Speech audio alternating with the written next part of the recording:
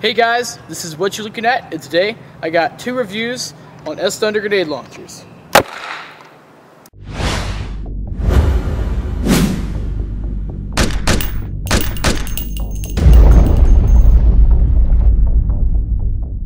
Just like with the S-Thunder landmines, I'm going to start this review with the packaging and the products themselves.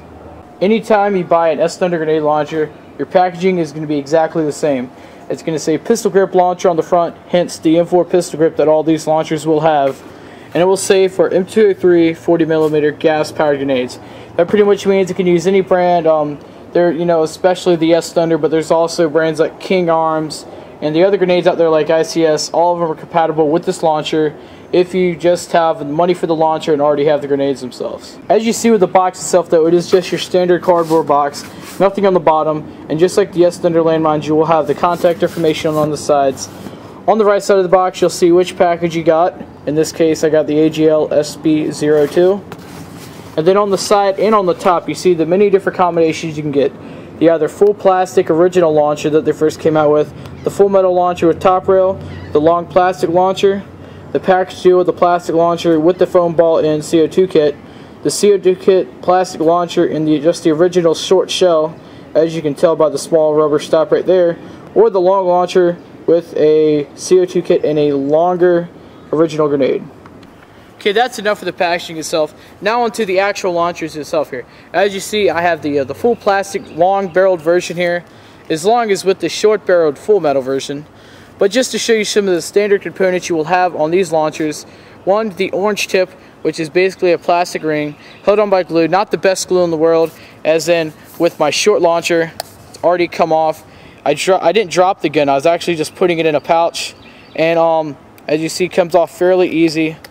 It's just a little bit of paint chipping there, easily to cover though. I'd prefer to use it without the orange tip, since it is a grenade launcher, so it probably looks more like a toy than something. So, but it's still important to have an orange tip. Don't make that, make that as a disclaimer. But also some of the main functions here, you have your trigger, which is on all of them. As you see, just a small piece of plastic. We have your M4 style pistol grip, which is thinner than your standard AEG pistol grip, so it does not house a motor. It is just for the pure purpose of a grip. On the inside, you have one hex screw, fairly large, not like your standard 2 to 3 millimeter hex screw you'd probably see. This is more closer to a 4 or 5. But it's just one screw, really easy to take out. You'd probably need a longer head screw than normal, but really simple to take off if you wanted to use this as a undermounted M203 with some type of modification attached to a gun. Coming on to the left side of the gun, you have your release button, which opens up your barrel. As you see here, it's fairly spring operated. The barrel opens up with the longer one. It goes up more than the others, but it makes it where you can put your shell in with ease, close it up, and you're ready to shoot. Moving on to the back left side here, we have your safety switch. Up, that means it's on safe. As you see, the trigger can barely move. With it down, it's in fire mode. As you can see, the trigger can move out. This being such a simple gun, these are the only moving parts as I've just showed you, and the only function of this whole launcher itself when pulling the trigger is to make the firing pin come out the back of the launcher itself. And basically what this does is contacts the grenade and makes it fire. Now I'm showing you an example of how to load both off. First here, with the longer full plastic launcher, you have the grenade shocker shell. As you see, this is the blue one. This is the longer one, meant for the longer grenade launcher. As you can see, it is fairly deep in there, so it's great. It's not exposed out. You're not going to get dirt into the grenade launcher. Hope not. But as you see, it fits in there just nice. And all you got to do now is make sure the gun is in fire and you have a live shell ready to shoot. Same thing goes with a shorter launcher here. The button on the side opens the barrel right up. You can put the shell in. But as you see, you got to be careful which shells you buy for which launcher. As I said, this one sticks out almost a whole inch from the front of the barrel. So if you were to drop this, you would probably easily damage the front of this, probably or possibly not making it able to hold the rubber stops. Okay, before we can actually shoot, we got to load the shells here. Here's the short shocker shell. I've already loaded up. As you see, the rubber stops on top. It can hold easily about 65 to 70 BBs. I've put about 45 in here to add a little bit of water to give it a more pressurized effect.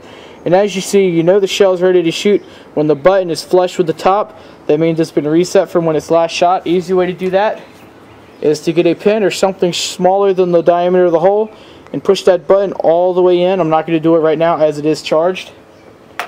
Then all you got to do is get your grenade launcher, put it right in, ready to go. Just to show that to you again, I'm going to show you with a 4 foam ball grenade. Basically what you want to do first is, of course, put your propane or CO2 in. As you see, I'm using propane. A little bit more than your a little bit more than green gas, but less than CO2. As you see, if you were to shoot it, that's how you push it in. As you see, it's not flush. All you got to do is get your pin, push it all the way in, and it's reset. Now you just got to load it up and you're ready to go. Okay, keep in mind here, these are ready now. You got to treat these just like any other airsoft gun though. Yes, they're shooting foam balls. Yes, it's shooting 60 BBs at a time. But you got to remember, they're filled with green gas, they're filled with CO2, they're filled with propane. I'm pretty sure if this shell's to go off with 45 to 70 BBs, it would hurt. I'm pretty sure if this was to go off with 4 foam balls, it wouldn't hurt, but it would easily give up your position, and then your team would probably be pretty mad at you. So always remember to keep these on safe till you're actually ready to shoot.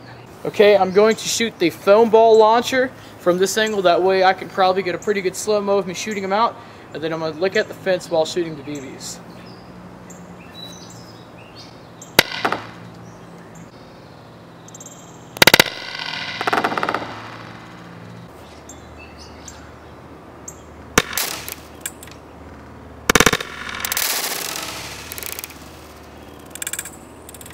Overall, these S-Thunder grenade launchers are just absolutely awesome.